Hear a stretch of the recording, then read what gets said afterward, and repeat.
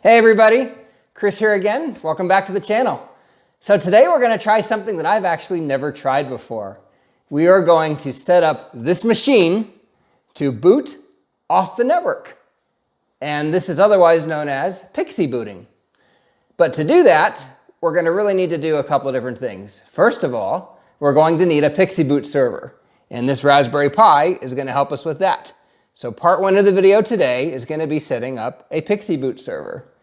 We're also going to need some sort of an image. So in part two of the video, we will set up an image.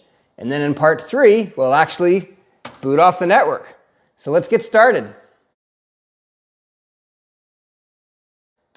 Okay, so for part one, I have a Raspberry Pi here, and we need to basically get it set up, and we're going to show you how we set it up from scratch. So the first thing we need to do with this is take this little SD card I have in my hand and load Noobs on it, which is a Raspberry Pi setup program. So let me show you how we do that. To prepare an SD card for use with the Raspberry Pi, there's a couple of steps that need to be done. First, the SD card needs to be partitioned and formatted. To do that, we're going to go ahead and use the Windows Disk Management utility. But first, let me put the card into the computer. Okay, with the card in the computer, I can launch Disk Management, which in Windows 10 is showed as Create and Format Hard Disk Partitions.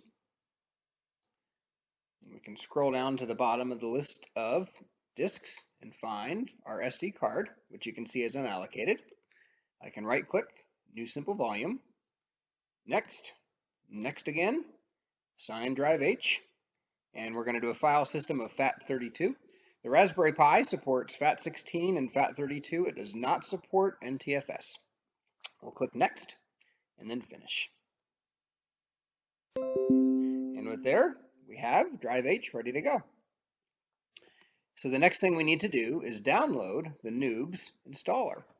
And we can just do a Google search for Download Noobs Installer. Choose the first link there. Then scroll down and click Download Zip. And I've actually already done that, so I'm going to skip ahead and just going to go to my Downloads directory, where we can go ahead and find our installer.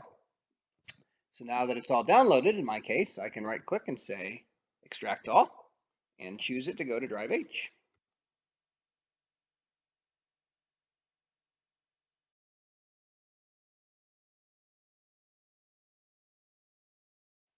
Okay, now that the files are extracted, you can see they're all available on Drive H, and our SD card is ready to put in the Raspberry Pi.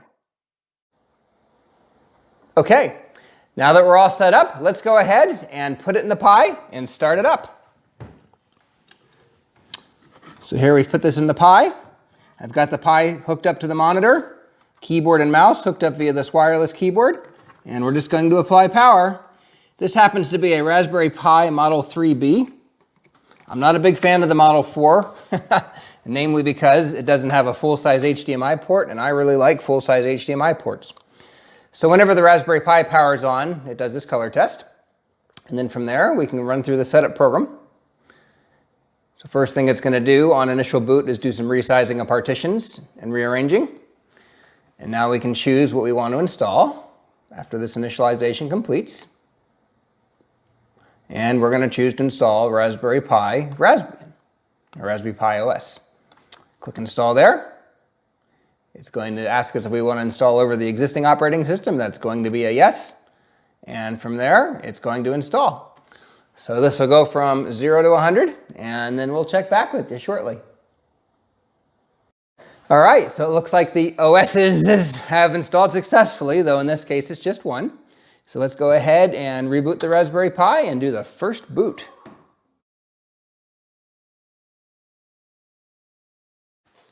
So now we have a couple of setup options we can perform, so we'll click Next. We're actually not in the United Kingdom, we are in the United States, so we're going to change that. Time zone is going to be wherever it's going to be. We can say, probably New York City's fine. And let's go Next. English language with a US keyboard. Next. All right, so now we get to choose a super secret password. I think it's going to be password for me. Okay, we can click next on this. Now it's going to do some network searching. And I can go ahead and join my network.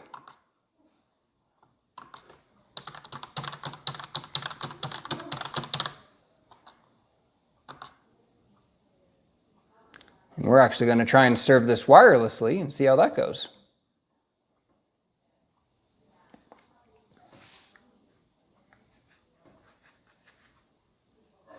All right, and next we can do the software update.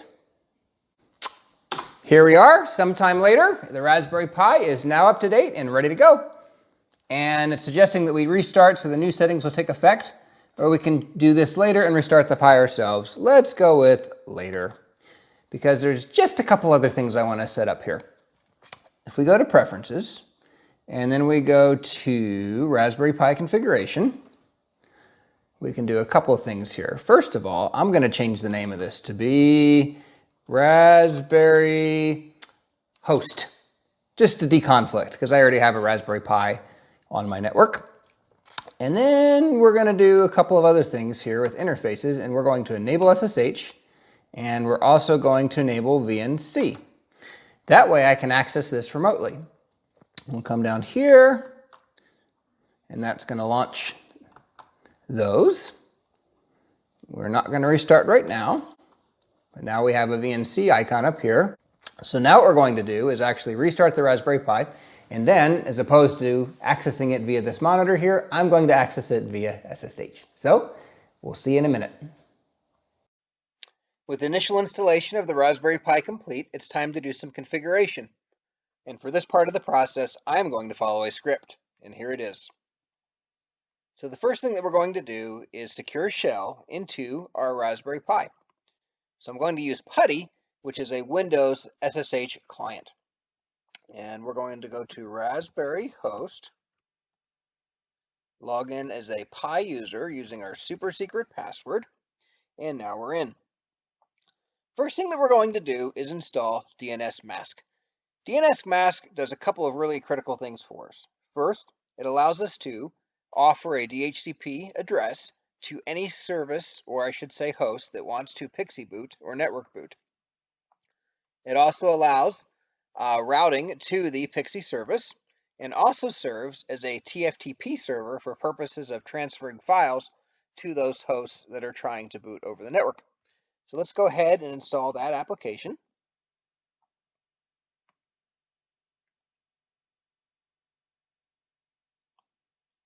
And then from there, we'll do some configuration. So we will edit the config file. I'm going to go to the bottom of the file, and we're going to add some configuration items, and I will explain what they do. All right. So first of all, we've set the DHCP server to be disabled to anybody except those instances or hosts that are PXE booting or network booting. And that's what this is all about.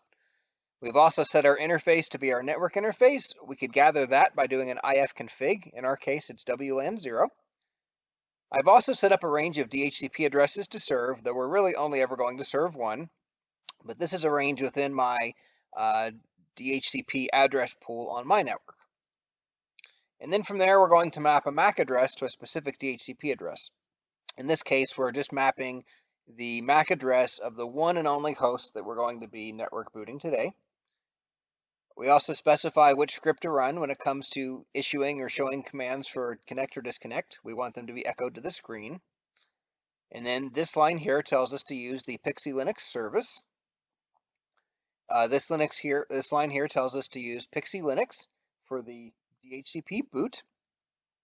This line enables that server for transferring files whenever an instance logs in. And then finally, we specify where our TFTP or file transfer server is going to live, which is under this var lib TFTP boot directory. So with that, we can save configuration.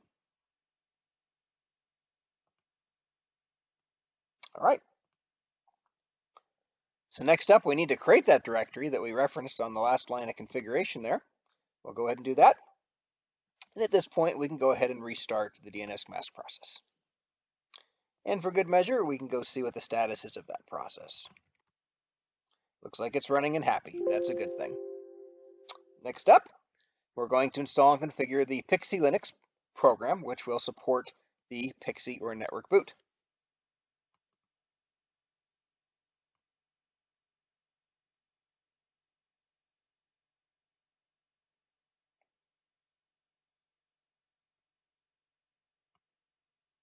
With that installed, we'll go ahead and make a config file. And that is a new file there. And from there, this is going to be the contents of that file. And I'll talk about what this does, if it will paste. Let's try that again. There we go.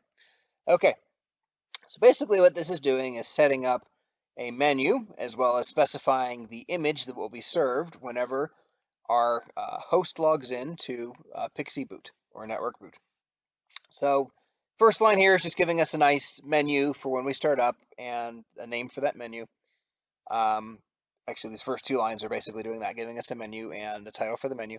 From there, we get to specify some menu items. We're just going to have one, and it's going to be Windows 3.11. We will be building the image for that next, and we will build the image using VirtualBox, and we will save it as dosboot.img when we are complete. This memdisk line here basically says boot using int13 interrupts, and that allows us to actually boot MS-DOS over Pixie boot.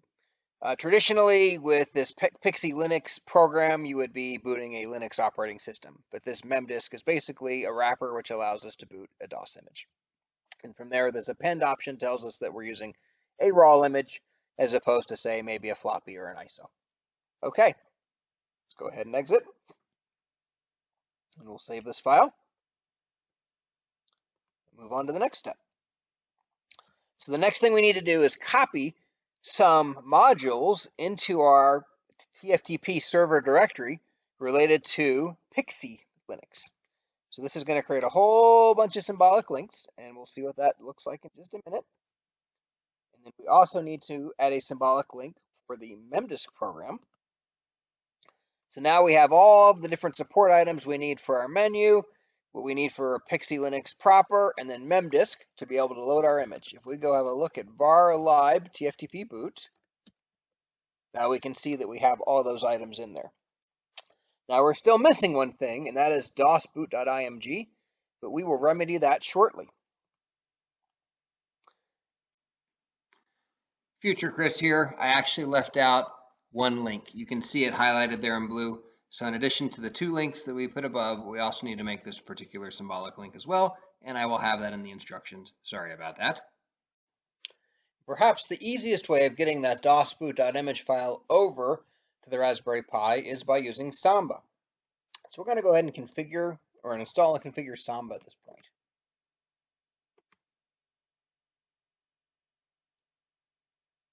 All right.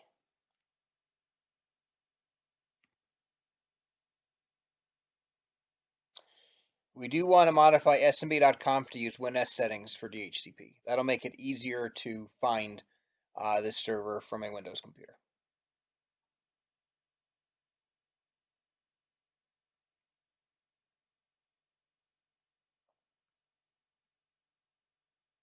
And once setup is complete, we're going to add these lines to the bottom of etc samba smb.conf. A couple of errors on install, but it says to ignore those errors, so we are good.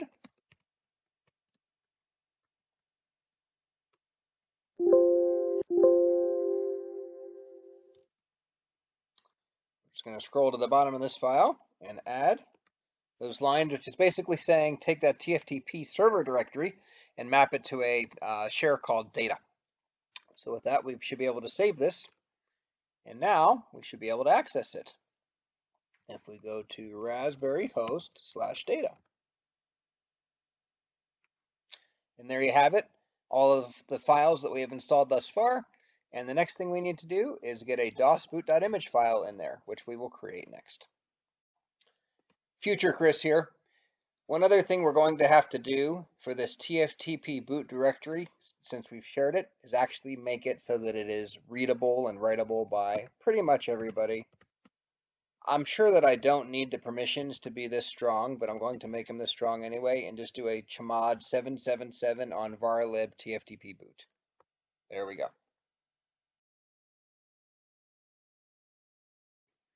When it comes to creating a DOS image, probably the easiest way we can do this is by using VirtualBox. I'm going to go ahead and start VirtualBox, and we're going to create a new virtual machine. This particular virtual machine is just going to be a DOS machine. We're going to give it 32 megabytes of memory, and we're going to create a virtual hard disk. And very important, we are going to make that virtual hard disk type VHD. And we also want it to be a fixed size. And we also want it to be on the small side because the entirety of this image is going to get copied to the host that is doing its network booting. So let's make it 50 megabytes. Excellent. So now we have a DOS machine powered off. Now, in order to start at this machine, we're going to need a boot disk. Let's go ahead and grab an ISO boot disk. And to do that, we can go to allbootdisks.com, and I'm going to do a Google search for all boot disks DOS 622. We'll just click there, and then we'll go to download ISO CD images, and we'll just grab a DOS 6.22 ISO. All right. I'm going to come back to VirtualBox, right-click, and say Settings for this particular virtual machine. Come into the Storage tab, and we already have an empty CD here, so we can double-click on that. Actually, let's single-click, and we can come over here and click on this little CD image, and we can choose a virtual optical disk file, which is going to be in our Downloads directory, and there it is. Okay. And from there, we are ready to start up our virtual machine.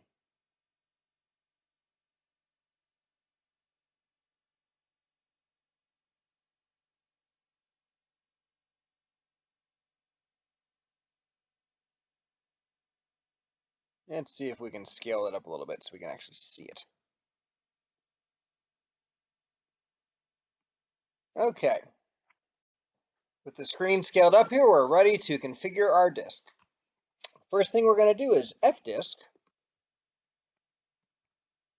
so that we can create a DOS partition, a primary partition, and make it active. Now that we have it, we can format it /s to make it bootable. All right, we now have a 50 megabyte disk. Now what we're going to do is actually shut down VirtualBox. And we're going to inject installers for 311 as well as DOS 622 files into the image using WinImage.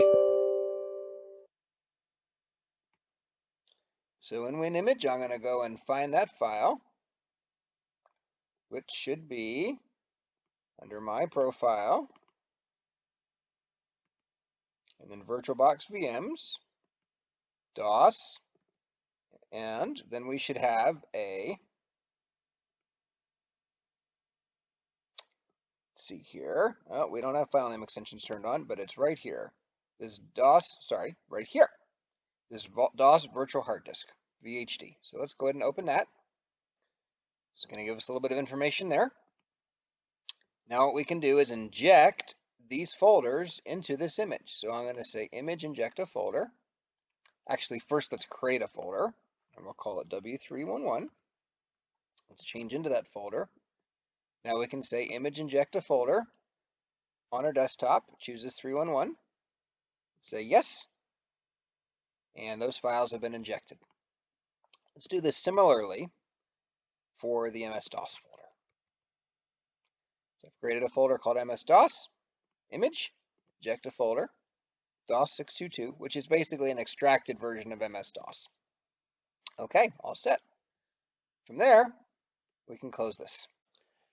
Before we start up the DOS machine, let's do one thing. Let's go into Settings, let's go into Storage, and let's remove that ISO that we booted with before. We'll just delete the whole optical drive. Okay. Now we can start the DOS image.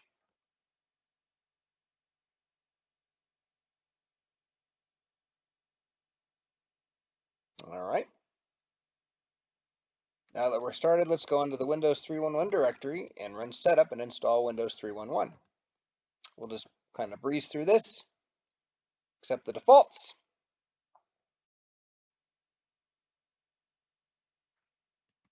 Put in some information here. Won't set up printers or applications on disk. Continue.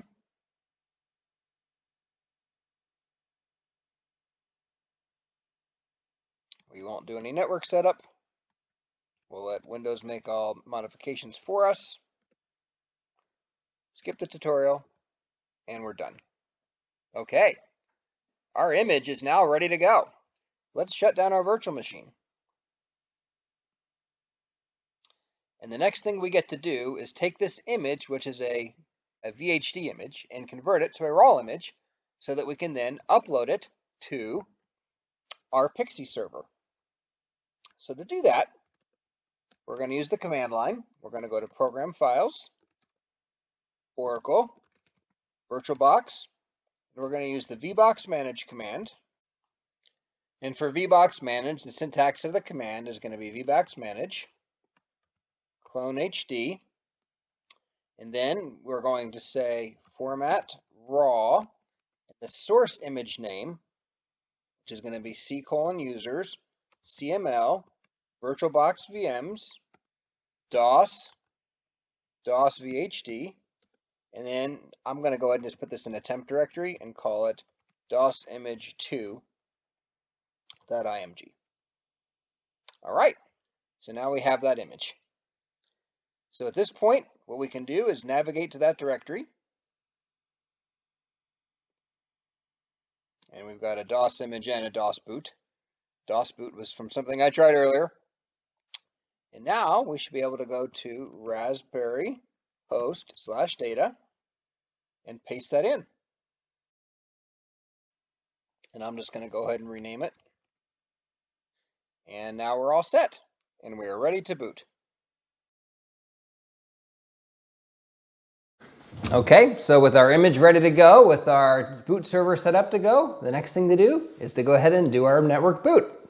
I wanted to show you the BIOS configuration page for this lovely Dimension 2400, just to give you an idea of what you might need to do on your system to set up network boot. So if I come here under integrated devices, I have this network interface controller, which has the option of off, on, or on with Pixie, and we want it to be set to on with Pixie. And the next thing we need to do is come up to the boot sequence and make sure that we have the integrated NIC or the NIC card above any other sort of boot option. Now I could just as well take the hard drive out of this machine and it would default to that, but I put it first. Okay, so with that, let's go ahead and save changes, though I didn't really make any, and let's boot from the network. So here you can see client address here, looking to get DHCP. It has obtained its IP address, and we are now to our boot menu that we created. And if we hit the tab key, we can actually see that it's using the memdisk raw init rd equals dos boot image command. I didn't need to do that, but I did do that, and now I'll press enter. And from here, it's going to load our dos boot image over the network.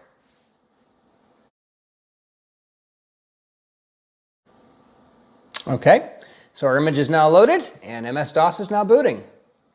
And there we have it. If we do a dir, this will look very familiar to us. There's our W311, our MS-DOS, and our Windows installation. And we can type win, and we will load Windows 3.11. There it is. So there you have it. Now one thing you will notice is it did take a little bit of time for that image to load. We're actually going from wireless to wireless. Despite the fact that my Dell Dimension 2400 is plugged in a wired fashion, it's actually plugged into a wireless access point. So there may be some things that you can do to speed that up. I did look into ways to actually speed up the protocol, and it looks like with this particular TFTP server using DNS mask, that it does attempt to auto-negotiate the fastest protocol block size possible. So that's what we've got. Anyway, hope you enjoyed the video. I've always wondered what would happen and how we could set this up to boot over the network, and now I know, and now you know. If you enjoyed this, please do give it a thumbs up and subscribe to the channel and ring that notification bell so that you can be notified of future videos. If you didn't like it, feel free to give it a thumbs down. Thanks for tuning in, and we'll see you next time. Bye-bye.